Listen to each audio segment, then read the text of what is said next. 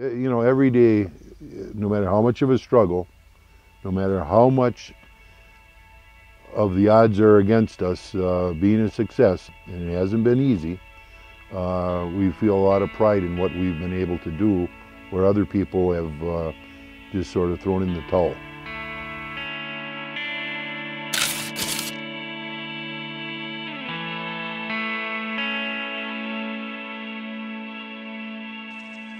Park Falls, nestled in the woods of northern Wisconsin. Like many others in the state and the nation, it's a community that relies heavily on the town's paper mill.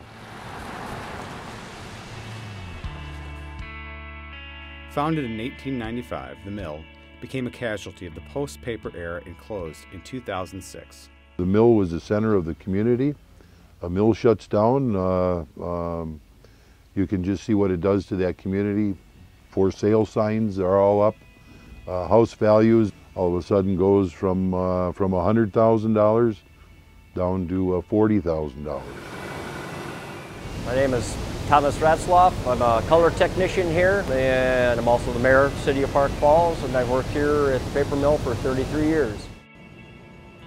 I was in my, actually my second year, not my second term, my second year as mayor when the mill closed.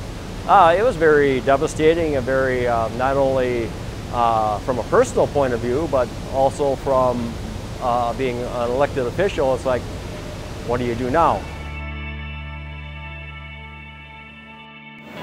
It was really heartbreaking, and you almost have to experience yourself. You had a rough time sleeping. You woke up in the middle of the night. I'll tell you, it was a very tough 6 months. A lot of people that had families left the area. You never would want anybody to experience it. Butch Johnson, a logger by trade, was the sole lumber supplier to the mill in Park Falls. Without the mill, his main customer, he'd be out of business. Hello. Yes. Yeah, we did. The only hope was to find a buyer for the mill to keep Butch and essentially the town in business. We couldn't find a buyer. The only people that were interested in the mill were liquidators who were going to come in and cut up the mill or salvage what they could and sell it to somebody else. And somewhere we tried to help in that process of finding someone to buy the mill to keep it open, keep 300 jobs going, and we ended up being the buyer. In addition to his personal investments, the state of Wisconsin provided Johnson with a $4 million package of special loans and credits to help keep the mill afloat. When we started out, I think we had 285 people. We're up to right now about 325 people that are in the mill.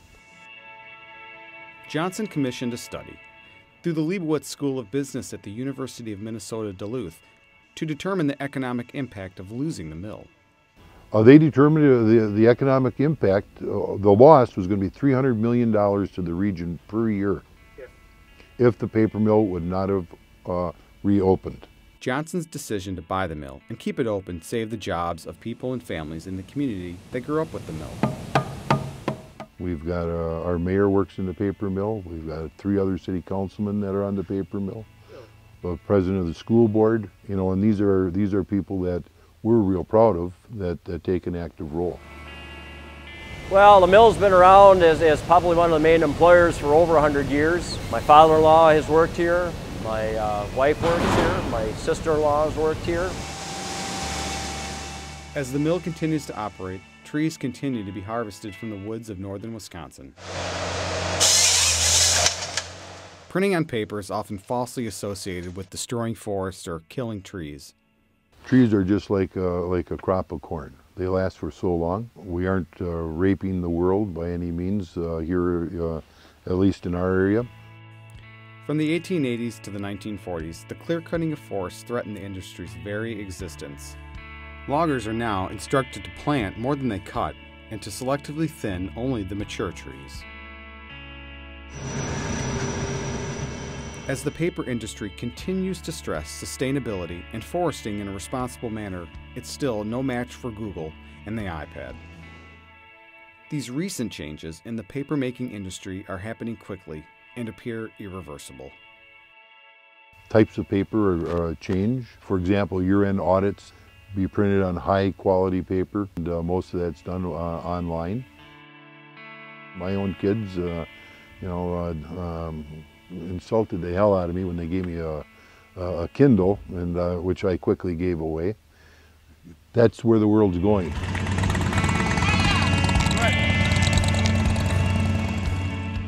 I was sitting with my wife, talking with her and relating to owning a paper mill, and asked her, honey, and did you ever in your wildest dreams think that here we'd be owning a paper mill? And she looked at me and she said, Butch, you never were in my wildest dreams. So that brings you to reality pretty quick. An advantage Johnson has in owning the mill comes in the form of protection against Wall Street and investors who see profit margins as the bottom line, which for now is comforting to his employees. Oh, it is a great place to work. More so now in the last 6 years since Butch has bought the mill, because we actually have an owner, I believe, who cares. He's interested more in the mill and the people, and we're just not something that Wall Street is just going to close because you're not making the amount of money that you think they think you need to make. And Butch has a great entrepreneurial spirit, and I think that's what makes this place, and hopefully will continue to make this place grow and thrive. To have it done, and what you wrote was perfect. Well, that's what we're looking at. Johnson admits, from a pure business perspective, his decision to buy the mill didn't make much sense. So why did he do it? And it's also, I'm an optimist. Because of that, you sometimes make decisions that aren't always based on immediate returns on a dollar, or not taking some risk. While people continue to work and the mill continues to make paper, Johnson is far from out of the woods.